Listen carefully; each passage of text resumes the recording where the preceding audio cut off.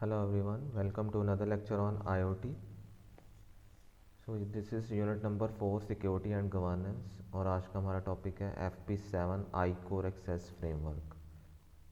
Okay, जो हमने last time start किया था कि FP7 जो फ्रेमवर्क है उसके जो कंट्रीब्यूशन प्रोजेक्ट्स हैं वो कौन कौन से हैं। तो उसमें से जो पहला आपका प्रोजेक्ट है that is FP7 I core access framework.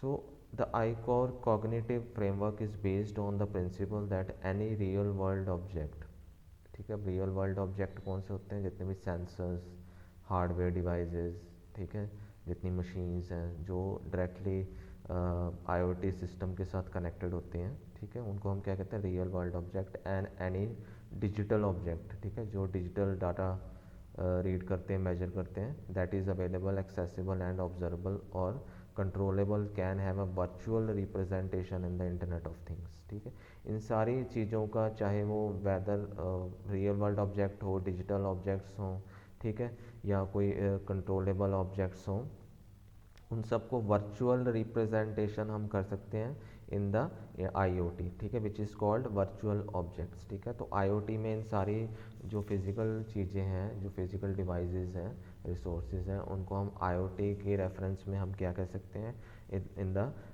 Virtual object that is VO। ठीक है, सो I-Core initiative addresses two key features. ठीक है, दो फीचर्स ये एड्रेस करता है, that is to abstract the technological heterogeneity.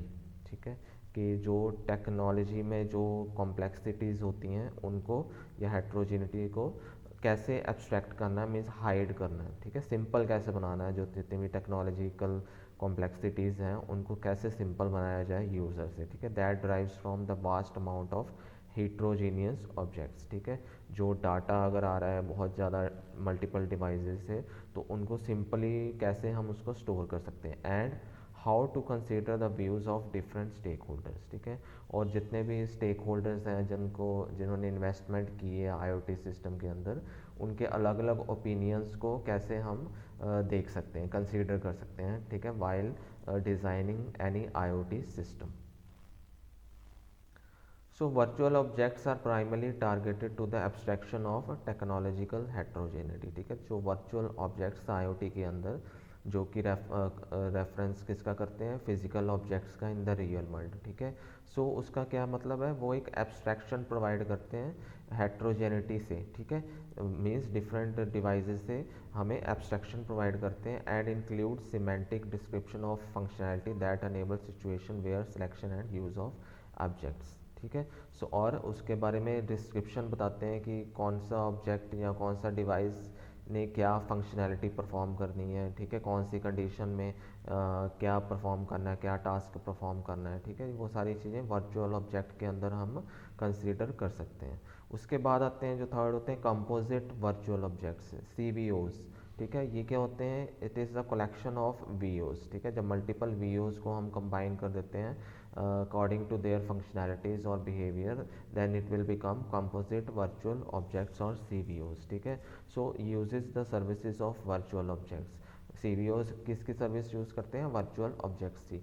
CVO is a cognitive mashup of semantically interoperable VOs, कि जो वीओज़ आपस में रिलेटेड होते हैं उनको जब हम कंबाइन कर देते हैं एक दूसरे के साथ, तो वो मिलके आपस में क्या बनते हैं, CVO। ठीक है, that render services in accordance with the user stake holder perspective and the application requirements. ठीक है, अब CVO क्या बेनिफिट होता है इनका, कि ये क्या सर्विसेज प्रोवाइड करते हैं जो स्टेक होल्डर्स को चाहिए या जो यूज़र एप्लीकेशन की जो रिक्वायरमेंट है उनको ये सर्विस प्रोवाइड करते हैं। ठीक है, the overall layer architecture of the I-Core project is provided in the figure. ठीक है, अब इसका I-Core प्रोजेक्ट का जो ओवरव्यू है वो हम नेक्स्ट फिगर में देखते हैं। ठीक है, so this is the I-Core framework. ठीक है, I-Core एक्सेस फ्रेमवर्क। सो इसके अंदर जो सबसे लोएस्ट लेयर है that is physical and communication level. ठीक है, so this is physical and communication level. इसके अंदर ऑब्वियसली क्या होगा, जितने भी डिवाइसेस होंगे, सेंसर्स होंगे, ठीक है, मोबाइल फ़ोन्स होंगे। ठीक है, सो आपके व्हीकल हो गए, आपके मोबाइल हो गए, लैपटॉप्स हो गए। ठीक है, ये सारी चीज़ें आपस में कैसे कनेक्टेड हैं, वो इस लेयर में डिसाइड होता है। सो हेट्रोजीनियस नेटवर्क्स होते हैं इसके अंदर, डिवाइसेस, सिस्टम ऑफ सिस्टम्स, ठीक है। सो ये सारी चीज़ें फिजिकल और कम्युनिकेशन लेयर के अंदर आती हैं, ठीक है। उसके ऊपर जो लेयर है दैट इज़ आई कोर का फ्रेमवर्क, ठीक है। सो आई कोर का फ्रेमवर्क जो है वो डायरेक्टली कनेक्टेड होता है फिजिकल रियल वर्ल्ड ऑब्जेक्ट से, ठीक है, with the help of virtual objects. तो यहाँ पे आप देख सकते हैं कि डिजिटल वर्ल्ड ऑब्जेक्ट्स जो हैं वो किसके साथ कनेक्टेड है directly, virtual object X, for example Y and Z, ठीक है। There are 3 virtual objects X, Y and Z, ठीक है।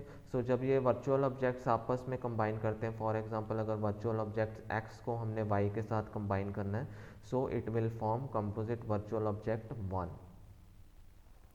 ओके, सो जब एक्स वर्चुअल ऑब्जेक्ट और वाई ऑब्जेक्ट को हमने कंबाइन किया, उसने क्या बना दिया, कंपोजिट वर्चुअल ऑब्जेक्ट CVO1, ठीक है। और वो डायरेक्टली किसको सर्विस प्रोवाइड करता है, जो आपका यूज़र लेवल होता है, जो आपकी एप्लीकेशंस होती हैं जो बिजनेस रिलेटेड हैं, ठीक है, इंडिविजुअल एप्लीकेशंस होंगी या एंटरप्राइज हो गया, ठीक है। सो ये सारी सर्विसेज किसकी हेल्प से आती हैं, CVOs की हेल्प से, ठीक है। सो ये सारा मैनेजमेंट, कॉग्निटिव मैनेजमेंट कंट्रोल एक यहाँ पे एक और कंपोनेंट है जिसकी हेल्प से मैनेज किया जाता है, ठीक है। So this is the I core framework which is the FP7 project contribution. So इसको अगर हम डिटेल में देखें, so first cognitive management layer जो होती है is responsible for managing the VUs throughout the life cycle, ensuring the reliability of the link of the real world object, ठीक है। रियल वर्ल्ड ऑब्जेक्ट को manage करता है, for example sensors, actuator, devices etcetera, ठीक है। So they represent for example in a logical related scenario tracking temperature control, ठीक है, transport control के लिए जो डिवाइस होते हैं, इंडिविजुअल गुड्स होते हैं, ठीक है, वो सारी किसके अंदर आती हैं, IoT में VUs के अंदर, ठीक है। The second cognitive management layer CVOs, ठीक है। सो सेकंड लेयर कौन सी होगी, CVO is responsible for composing VOs in composite VO, ठीक है। जब हम VOs को कंबाइन करके कंपोजिट फॉर्म में देखते हैं तो वो CVOs बन जाते हैं, ठीक है।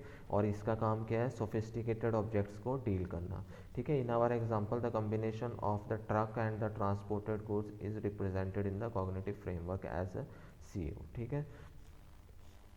The third level, user level cognitive framework is responsible for interaction with the user और stakeholder, ठीक है। और जो थर्ड लेवल है वो किसको डील करता है, जो यूज़र और स्टेक होल्डर्स को, ठीक है।